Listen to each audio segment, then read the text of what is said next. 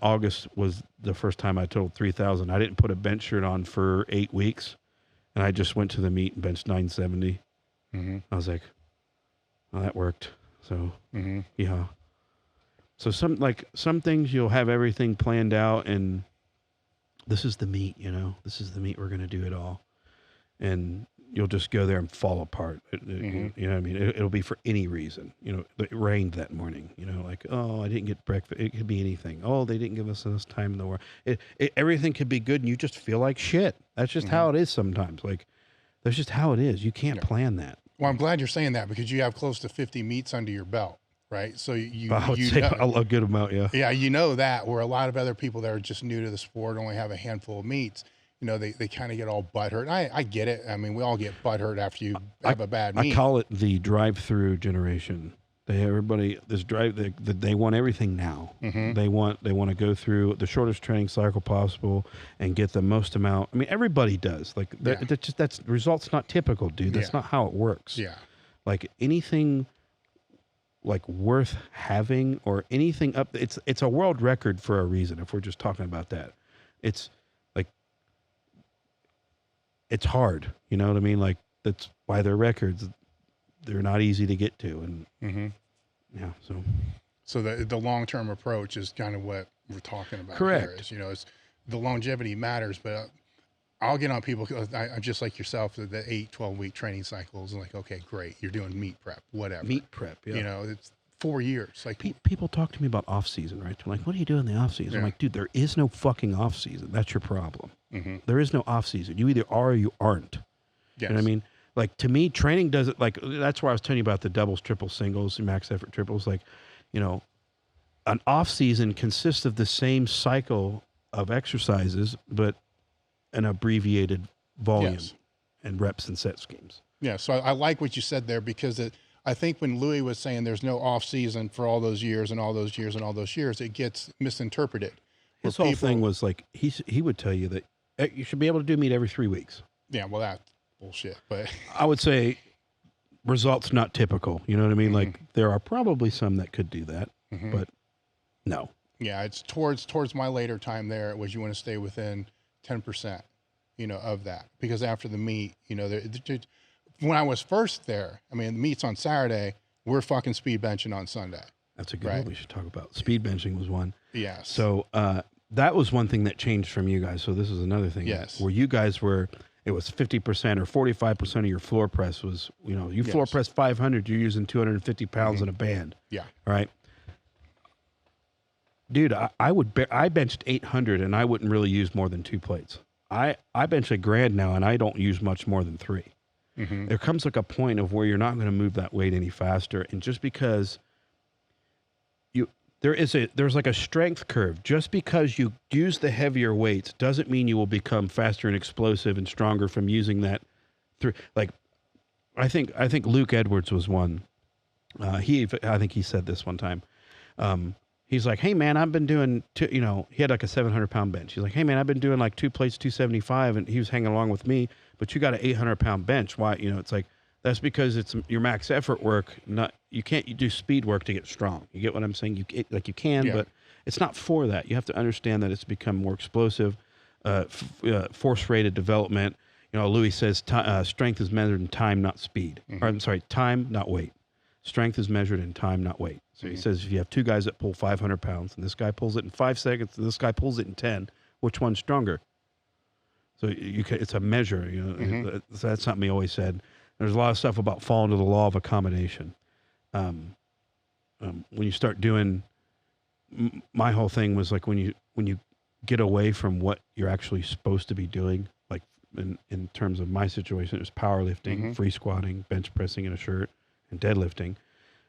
It was like the systems, like special exercises replaced the actual lifts, or I felt these lifts, you need to perfect these lifts and attempts. And like where I said, the system is the best system, and it will make you a strong bench presser, but it won't make you a proficient bench presser and a technical bencher in a shirt. You have to put a shirt on and do that and be coached. More than likely. I mean, I'm sure there's some guys out there that train by themselves that are just fine, but in the slew of things, Yeah.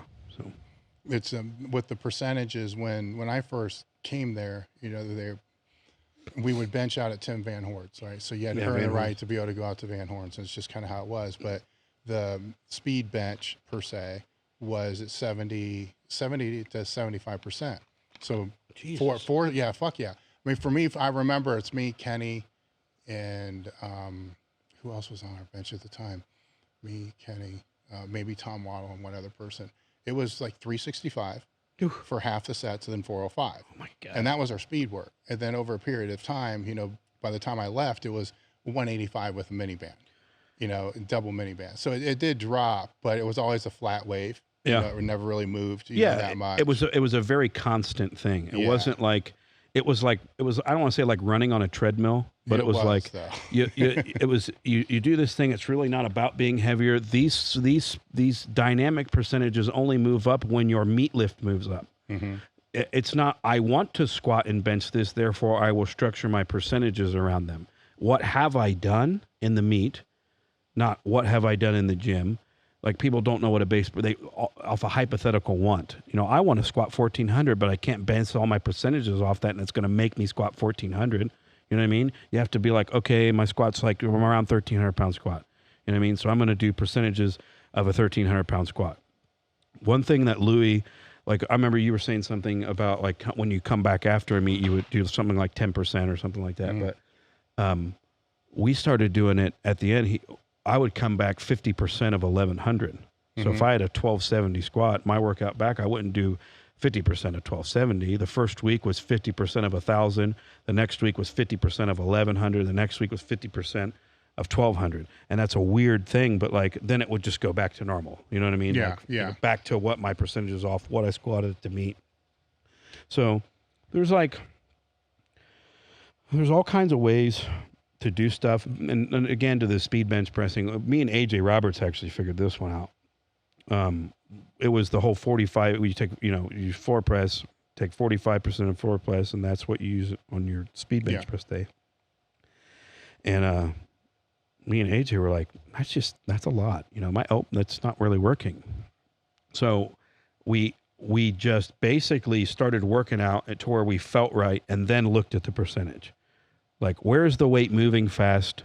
Where am I being fast explosive? Where is it starting to get hard? And then we'll wave those percentages in, and it came out to 23% of your max, of your shirted max. Yes.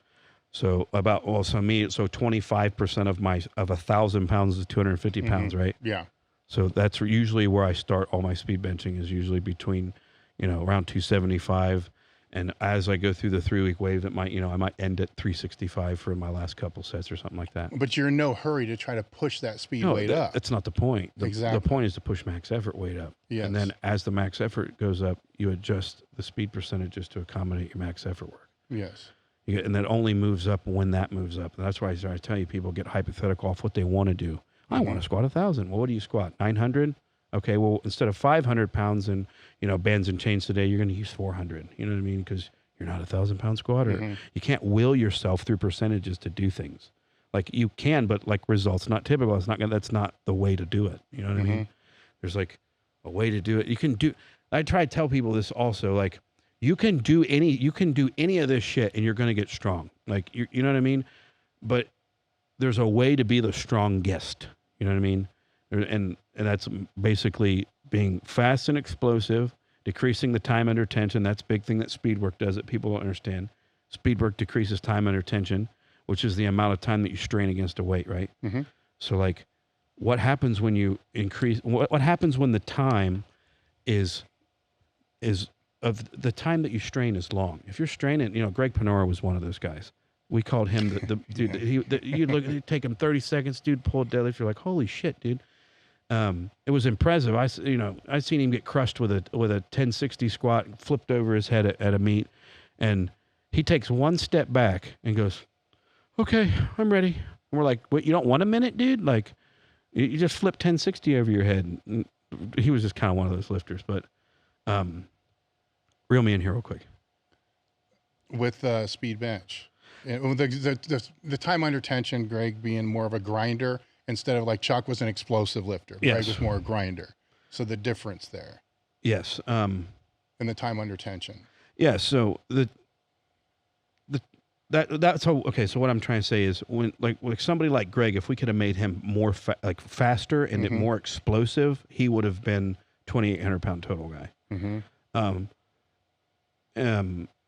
Then vice versa, you take somebody that's super explosive Correct. and make them stronger. It's identifying what the problem is. Yes. You're slow. Like super strong guys would come into the gym. There'd be a guy bench guy'd pull 850. Well, you got weak hips. And the guy's like, what are you fucking talking about, dude? I just pulled 850. He's like, no, that is your weakness. I'm telling you what is weak on you. Though you are 850, I don't see that. I see weakness here that makes you stronger. And if you would just do this, you'll pull more. Type deal. See, people, they don't know how to take coaching sometimes, and they, but the time, which is fucking odd when they're coming to Westside to learn from Lou. Yeah, which is really, it's like they want to argue with him. It's like, I mean, the guy knows more shit that doesn't work than we probably do that does work. And like, so the time under tension thing, if you can decrease the time under tension, meaning the length at which you strain against a weight, you will decrease the time or the chance that you have to get hurt. So if I can be faster or more, that's how you want to be. You want the shit over with as quick as possible.